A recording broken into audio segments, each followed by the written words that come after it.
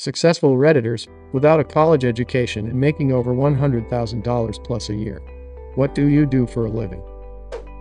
Business analyst. Probably work under 40 a week, definitely if you subtract Reddit time. High quality of life. I manage file feeds, HR data, system conversions, MDM databases, XML soothing stakeholders, rational concerns. I work in mining and earn an extremely comfortable wage, 100 plus. I work as a control room operator. My boyfriend is a car salesman. He makes 100K or better most years, but sometimes he has a bad year and only pulls in 70, 80. But he has to work 60 plus hours a week. He dropped out of high school in the 9th grade and he managed to do quite well. Dropped out of college because I hated it. I do all the communication work, business writing, and various admin stuff for a VC fund. I started as a part-time intern at a closely related company when I was 16, and I guess I did good work. I also freelance a lot of professional writing and advertising copy, and I have a few weird investments with decent dividends, random stocks, friends who have started small businesses, etc. Your life sounds awesome. $145,000 per year in NYC working for an environmental services company. I'm in the office for about 36 hours per week, but I spend a lot of my free time reading environmental reports and opinion polls that really benefit my work. I'm only 3 years removed from making $40 per year. I picked up some certifications that helped, but most of my growth came from learning new skills and finding more effective ways of communicating data. A lot of people in my office work more hours, but that's mostly because they waste a lot of time during the day. Subscribe to Karma Farm. $350,000. Software engineer. 40 hours plus being pageable about 1/3 of the time. The relationship between hours and pay is imaginary when it comes to salaried positions. Companies pay you based on how hard you are to replace, regardless of how many hours you work. Robotics consultant. My hours depends from week to week. On a slow week, no travel, just meetings. I probably put in about 35, 40. On a busy week, traveling on site, I probably top out at 60 including travel. But it's probably closer to 48. Life balance isn't too bad. I'm young, I enjoy traveling, so it's still fun. Your salary isn't a representation of how much you work. It is a representation of how much value you can generate for your company. Take sales for example. It doesn't matter how many hours you work. The amount of revenue you generate directly dictates how much you get paid. While there is a correlation between hour and income in this case, you can take 100 people working the exact same amount of hours and have 100 different incomes. The only thing I'll say is depending on where you live drastically affects the value of that 100,000. For instance, in my area tilde 75,000 per year is roughly equal to tilde 120,000 in NYC. If you went to a small town in Wyoming, the same job probably pays tilde 45,000. This is the critical thing that never gets asked when this question comes up. Did you know that you're considered under the poverty line in the Bay Area if you make less than 80,000 per year? Poverty. Making 80,000. No one seems to notice this. I make $105,000 and I'm a recruiter. I work remotely and my quality of life is great. I typically work 35 to 40 hours a week. I do answer emails and calls off hours. I used to be an agency recruiter and that blows. Going in-house has been life-changing. I make $90,000 and I think my life has changed much. I'm 24 years old and I remember when I was in college. I had to watch my expenses. It's the same thing now. I don't have an expensive car, a $15,000 car, a fancy house, or anything lavish. Between taxes and $401K, my $90,000 goes down to $60,000. Factor in living expenses, I'm left with about $40. Now I try to invest some of this $40 because I think it's worth to go and spend it at the bar. I even Grubhub on the side and try to make $500 per month. Now that I see how fast my money goes away from living expenses, taxes, and any emergency, I'm more cautious because I know I'm working my butt off. I think money does two things to people. One side is the people who get carried away and want a lavish lifestyle. The other is the people who look at money as a proportion of the amount of hours they have worked. But the quality of life is nice.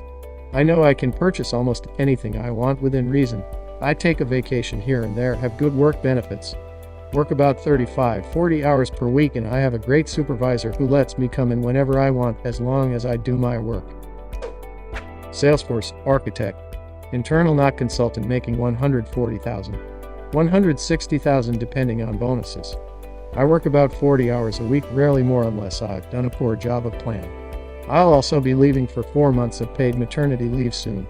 Unbelievably grateful for that. If you are looking for a new career, anyone can learn Salesforce. They have free training at Trailhead. Salesforce.com. I graduated with a history degree, so anything is possible. Commercial property management. I rarely work over 40 hours a week right now. I'm involved in a very exciting redevelopment project that hasn't really kicked off yet. So down the road my hours may become crazier. I'm always on call, but luckily I rarely have to come back to the property at night or on weekends. I used yachts, speedboats, and ribs in Scandinavia for very cheap and sell them in Africa. I don't have a degree. I used to work a lot of Thai jobs. I was a garbage man, airplane cleaner, night manager at a stay-okay hostel. Saved enough money to buy an ice cream stand. Found out how I could sell my ice cream at festivals.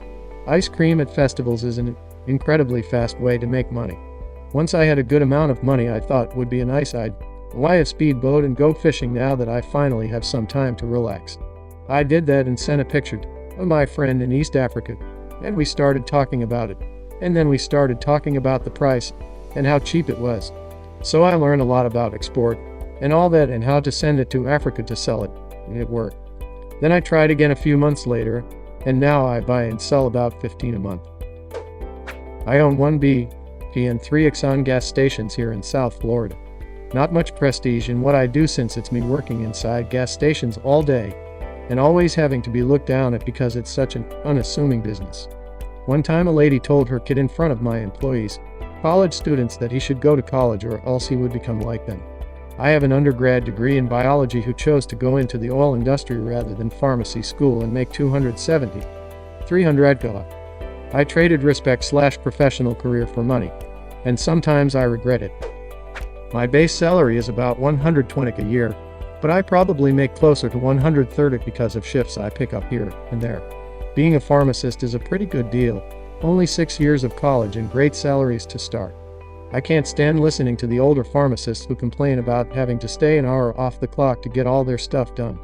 You make more than 6 figures working only 40/week. Knew a guy who pulled over $500 K/year spray, painting lawns green with biodegradable paint for realtors during a drought. Was busy as heck 6 months a year, then had a crap ton of money to play around with in the winter. If you work hard in a niche market, you can do well. I work in the oil field. I'm single and I don't have kids. I'm gone so much for work it's ruined more than one relationship. I'm almost considering being poor again. Edit. I do make that much, but it isn't worth the trouble. Freelance video producer. I edit video and create motion graphic work for my clients, who are mainly advertising agencies. I also take work from other production companies who subcontract to me. I work in NYC and make comfortably over $100. I did have a bigger office back in 2008 and employed 6 people, billing over $400 that year, but the recession took care of that. I could make more if I put in the effort to find more clients and fill in the 50% of the year that I don't work. But I'm not really enthusiastic about this work anymore, and I'm working on another business pitch. I don't have a college degree or any formal training. I got into the business by learning on bootleg Adobe apps at home and basically bulls ting my way. It wasn't hard, but I'd worked in sales for a long time, so it came easy for me. I'm a technical writer. I work freelance through an agency, a lot of bid and tender work. Pay rate is usually $100, $150 per hour once you've got a couple of years experience up your sleeve. I basically only really work about 4 or 5 months out of the year, use the rest of the time on personal writing projects and traveling. I also work as a ghost writer, which can be hit and miss. Some years I've taken in $200,000 plus from royalties. Other years have been rather lulled, dependent on how well they sell. I teach martial arts. I have been taking martial arts since I was 4. I am 28 now and manage a school. I'm not the owner, but I make a base pay plus commission on how well the school does. I went to college and studied business management but never graduated. I have been with the same company for almost 11 years. Last year I made $103,000. Not bad for not having a degree and working with kids.